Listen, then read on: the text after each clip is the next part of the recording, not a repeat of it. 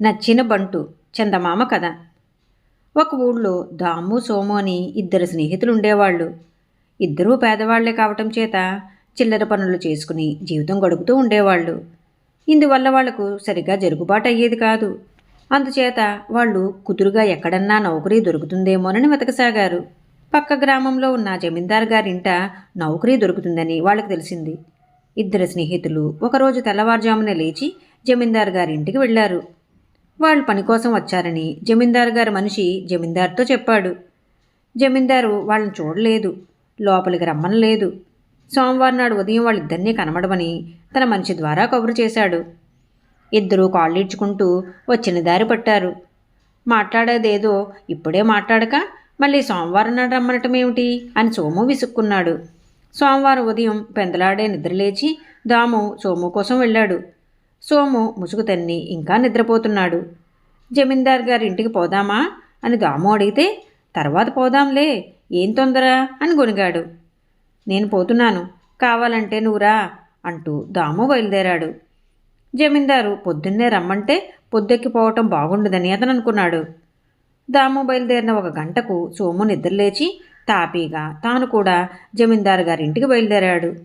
జమీందారు వెళ్ళగానే దర్శనమిస్తాడన్న నమ్మకం ఏమీ లేదు. అలాంటప్పుడు దాము ఊరు తెల్లవారకుండానే బయలుదేరటం దేనికో సోముకు అర్థం కాలేదు. దాము రాగానే జమీందారు నౌకరు జమీందారుతో అతని రాక గురించి చెప్పాడు.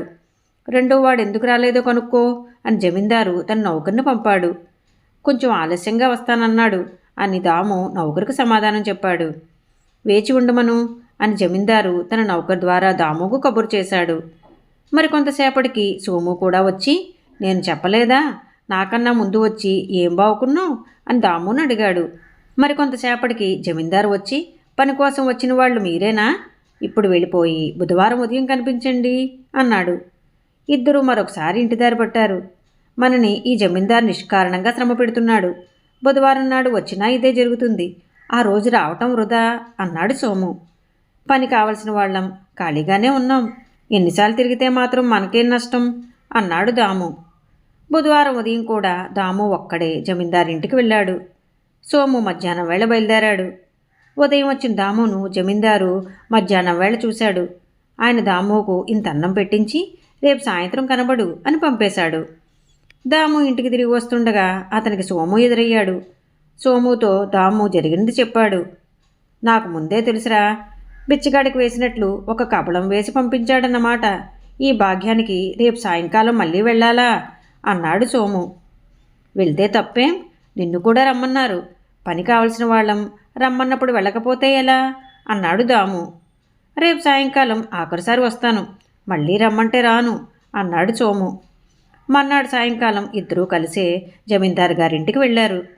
జమీందారు సేవకుడు జమీందారుతో మాట్లాడి వచ్చి, మీ పని విషయం రేపు ఉదయం మాట్లాడతారట, ఈ రాత్రికి మిమ్మల్ని ఇక్కడే ఉండమన్నారు అని చెప్పాడు. సోముకు కోపం వచ్చింది. అతను జమీందారు నౌకరుతో, పని లేదు పొమ్మని అప్పుడే చెప్పకూడదు అని రారాదాము అంటూ ఇంటిదారి పట్టాడు. జమీందారు గారి సేవకుడు లోపలికి పోయి తిరిగి వచ్చి ఒంటరిగా నిలబడి ఉన్న దామును చూసి, నువ్వు ఉంటున్నావు కదా, ఇది తీసుకుని బట్టల దుకాణానికి వెళ్ళి ఒక జమకాన ఒక దుప్పటి కొనుక్కురమ్మని జమీందారు గారు చెప్పమన్నారు అంటూ అతనికి 5 రూపాయలు ఇచ్చాడు. దాము ఆ 2 వస్తువులు కొని చిల్లర డబ్బులు తెచ్చి జమీందారుకి ఇచ్చాడు. ఆ వస్తువులు జమీందారు తెమ్మన్నది తన కోసమేనని దాముకు తెలిసింది. ఆ రాత్రి జమీందారు గారు పెట్టించిన భోజనమే తిని జమకాను పడుచుకొని దుప్పటి కప్పుకొని దాము నిద్రపోయాడు. మర్నాడు ఉదయం జమీందారు దాముతో, నువ్వు నాకు నచ్చావు, సోమవారం నుంచి నువ్వు పనిలో ఉన్నట్టే లెక్క, నీకు నెలకు 30 రూపాయలు జీతం ఇస్తాను. నీ పని ఏమిటంటే మా జమీందారికి చెందిన గ్రామాలకు పోయి మాకు రావాల్సిన దస్తు వసూలు చేసుకురావాలి. అది ఎంతో ఓపికతో చేయవలసిన పని. పని బాగా చేశావంటే నీ జీతం క్రమంగా పెంచుతాను అన్నాడు. దాముకు పని దొరికినందుకు సోము తన తొందరపాటుకు చాలా చింతించాడు. ఈ కథ మీకు నచ్చినట్లయితే లైక్ చేయండి, షేర్ చేయండి. మరిన్ని మంచి కథల కోసం మా సంపత్ ఛానల్ని సబ్స్క్రైబ్ చేసుకోండి.